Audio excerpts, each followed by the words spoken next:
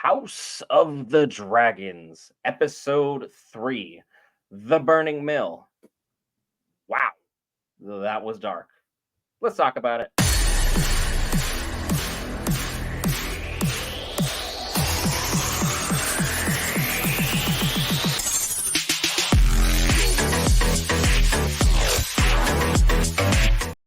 All right, guys, Brent here, back with Variants. We cover all things Marvel, DC, Lord of the Rings, anime, gaming, Star Wars, and more. This time, House of the Dragon, Episode 3, and talk about a barn burner, to put things lightly. Will of the Dragons, talk to the folks about this episode.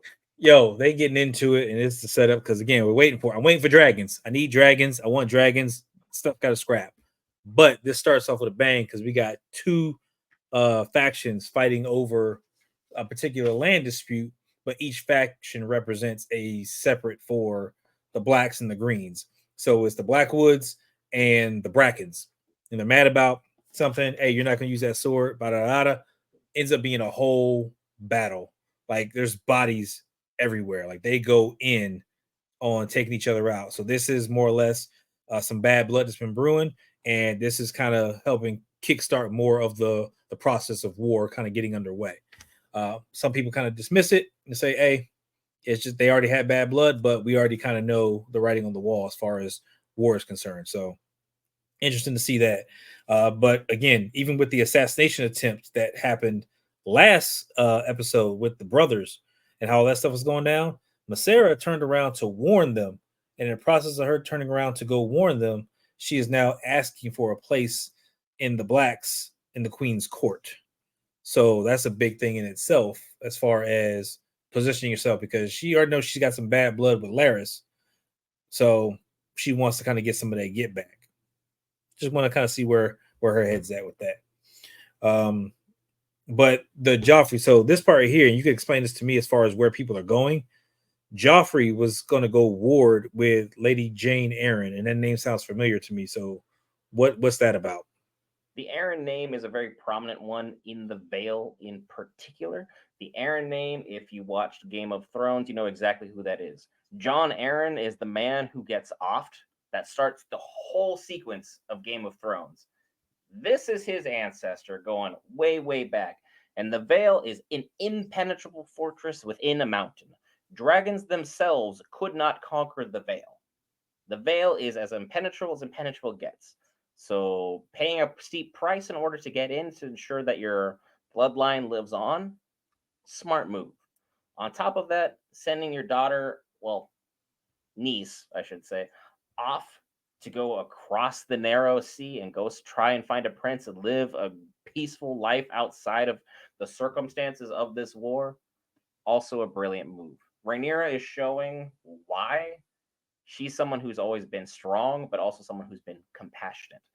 She already lost one husband and her son to this particular war. Send this poor girl off to go live her life away from everything going on. And yes, guys, those eggs are the one true queen of all of Westeros's basic claim here.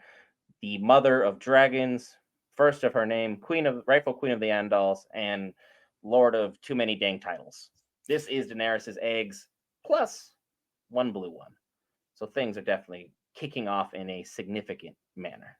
So yeah, we're trying to figure out what happens with this blue one, because with Rhaena being sent off to go, live her life and pretty much take care of the boys, she has to be the mother of the boys the way a dragon is to their eggs. So that's the kind of the whole semblance of taking care of everything.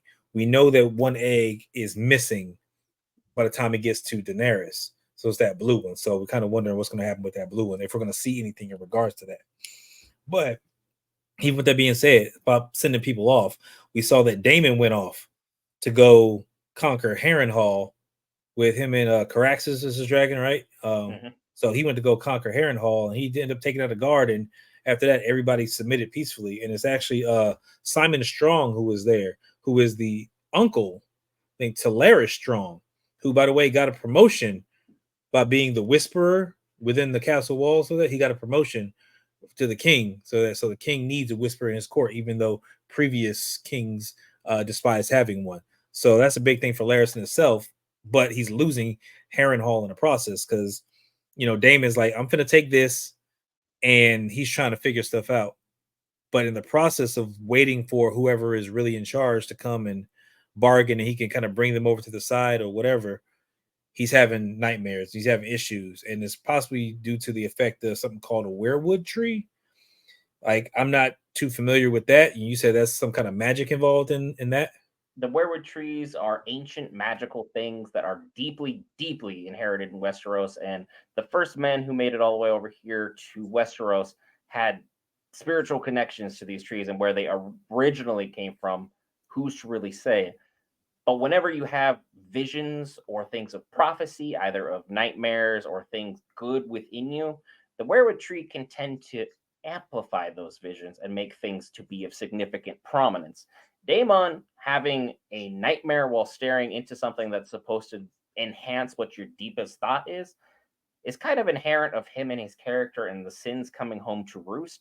A lot of fans, eagle eyed fans, I might add, are also speculating that the woman who said, "You're going to die here," is potentially going to be Nettles. And if you've read the books, you know how that plays out for Daemon. Let's not spoil it too much for the people in the chat section, but the writing would be on the wall at that moment in time for a potential series of characters. So keep an eye on that as we move forward with things. But the werewood tree, very important, very prominent, very interesting that it was growing this close to Harrenhal. And I don't remember Harrenhal being in this state of disrepair by the time Game of Thrones rolls around, but there's a few hundred years, give or take. So things can change just a little bit. It doesn't really mess with the continuity too much of what we have going on right now. Moving on from that, there's some interesting plots moving and working. Anyone you want to particularly want to touch upon? Well, Cole is on his way to kind of go infiltrate and kind of get some things done because his plot against Rhaenyra failed with the twins, and they were being buried earlier in the episode together. So they kind of have a nice little closure. But Cole is running around, and he's running around with the brother of Alicent. His name escapes me. I think it's like Gawain or something like that. What is his name? I You can't just remember. call him a high tower for lack Yeah. of a better term. So he's running around with him, and we already kind of see the interaction between Alicent and Cole. And Gawain, Hightower is starting to pick up on that. He knows something's up. But in the process of that, he kind of still feels like, well, that's my sister, and she's in charge of stuff. So I can still kind of do what I want. So he's going off to, instead of sleeping on the ground, he wants to go sleep at an inn, meet some women, have some drinks. And that inherently gets them caught by one of the dragons and stuff. And this is where we see Bela, who's riding around on Moondancer, and they spy some shiny, and they're going to go check it out. And that's where they discover that Cole's forces have been moving through the open field, and they have to get to the tree line. And they barely make it to the tree line, but they're found out now, which means they can't go to any inns, no taverns, and no stuff. Hightower is kind of like, oh dang, I messed up. Yeah, you did. But now Rhaenyra's forces have an understanding that they're around here. We got to keep an eye out for them. Stuff is going down. And, the King's Guard seems to be doing anything and everything, but what the King's Guard should be doing is protecting. Granted, he's the hand now. He's still not protecting. And the king actually ended up hiring his boys that he was drinking with. They're now part of the King's Guard, and they're not taking any of their stuff seriously. Their vows of chastity are not being taken seriously. I mean, let's be honest, neither is Cole taking that seriously. But they're just still goofing off and wanting to hang out with the king. And we're like, we're going to go out and party. So they go to a tavern, and they end up meeting, well, a couple different people. But we hear a story of somebody who is supposedly the bastard son of a Targaryen making all these claims and about to get himself in trouble. But the king bursts in, buys around the drinks. He doesn't hear any of that. But he does find Aemond, who is still with the first person, I guess, that he, lost his virginity to, still being, cared for as if a mother cares for her child. And Aegon wants to make fun of that. So we get a full view of everything that Aemond is feeling, as well as a few other things. And His he sword storms was off. unsheathed, so to speak. And he storms off. So he's mad. So I think that's going to come back to bite Aegon, in the ass, because again, Aegon tends to get drunk and doesn't make the best of choices. So Aemon is going to keep that in the back of his head. But speaking of not making good choices, we also have Rhaenyra, who wants to really talk to Alicent to find out if there can be peace. So she makes the choice to dress up in like a nun's garb or something like that and infiltrate her way into the city to talk to Alicent while she's at the building. Ain't that the building that got blown up in Game of Thrones? That That was Cersei the blew? building that was blown up in Game of Thrones. That is Yeah, correct. the Septum or something like that. Scepter So Balaam. yeah, so that's where they go, and she actually meets up with her, and they have a conversation. But that's when the truth comes out, but still nobody's kind of realizing the truth. That's the biggest thing. The prince, the promised prince, was mentioned, and even though Rhaenyra wasn't mentioned by name, and she was getting sad because she was confident her father had reaffirmed her right to the throne, but then saying that Allison said that he changed his mind, and Aegon was the one, and she's like, did she say Aegon's name? Yep, said Aegon's name, but mentioned the promised miss, and she realized that he was talking about the story of Ice and Fire. With that being said, that's where the promised prince or whatever kind of came into play, The which was Azor Aegon the Ahai. Conqueror. So he was referencing Aegon the Conqueror. Allison thinks he was referencing Aegon the Second. So that's where the confusion is. Allison still fully believes that he changed his mind and is referencing Aegon the Second, whereas Rhaenyra now knows that, oh no, he was talking about the Song of Ice and Fire, which is a story of a tale that used to be told. So now that I think I'm pretty confident that this reaffirms her, wanting to go overthrow, because again, she wants peace and she's trying to keep it civil right now. But now that you're still hell bent on, hey, you want, my throne to stay away from me. I want my throne back because it's rightfully mine. My father had mentioned it. He said he wanted me. He's telling you a story. You don't realize he's telling a story, but I know the story. We about to come to blows. Like that's it. So all the stuff that her counsel's been telling her about, hey, we need to go to war, we need to attack, stuff like that. I think Rhaenyra is finally on that train and she's ready to ride because she's like, yo, reaffirms that my father wanted to give this to me and that you took it from me because you didn't know what was going on. Nah, I'm not gonna have it. It's about to be some scrapping. We about to have some dragons. It's about to be bloody.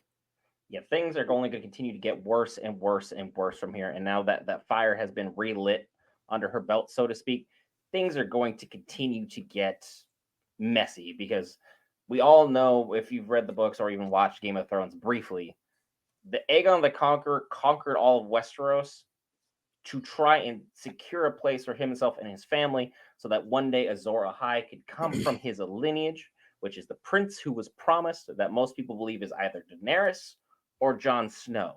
It is one or the other. Some people have speculations on other characters, but one of those two characters will become the Azor Ahai and end the long night. That is the whole purpose of everything going on here. It's not to be the kings of Westeros and to conquer and to decimate people the way that the Targaryens currently are. They have lost their way, they have lost their mission, and in doing so, well, we saw how many Targaryens were running around by the time we got to Game of Thrones. Should give you a pretty strong idea of where we're headed with House Black and House Green, respectively, bringing everything to blows at a certain moment in time. And as we saw in the trailer for next week, Vagar is the one out and about. I'm sure Aemon took his shaming a little to heart and is now more than willing to pull the trigger as opposed to follow his brother's kingly wisdom, because now his mettle has been tested and he's been made fun of at a moment in time where, if we all remember correctly, whoever has the biggest dragon usually should be the one calling the shots, even if it's, being ridden by a hothead. But that's a whole nother issue for a whole nother week. Game of Thrones and House of Dragon, you guys have been delivering thus far. Any final thoughts you wanted to talk about with the folks, Will? Yeah, like my homie A1 said in the chat, can we finally get a Lord Commander of the King's Guard actually protect the king and queen and not keep messing around with the Dowager Queen? Like, can we get somebody that's going to actually protect the king and queen? That's what I need, because it seems like all these guards we got ain't doing nothing, and this is why people gonna keep getting hurt. I think we only had one on House Black when you had Sir Eric protect his queen. I need somebody to step up. So Cole needs to go. I need somebody else in place. That's my final thoughts. A1 came in with A1 comments in the chat. Remember, we do tons of amazing live streams. Be sure to hit that subscribe button so you can tune in for them each and every week. Tons of great content coming for You, the viewer, I've been Brent. Our boy Will is excited and fired up for all things House of the Dragons. Gotta love it when the new fans are just as excited as the old ones. See you in the next one.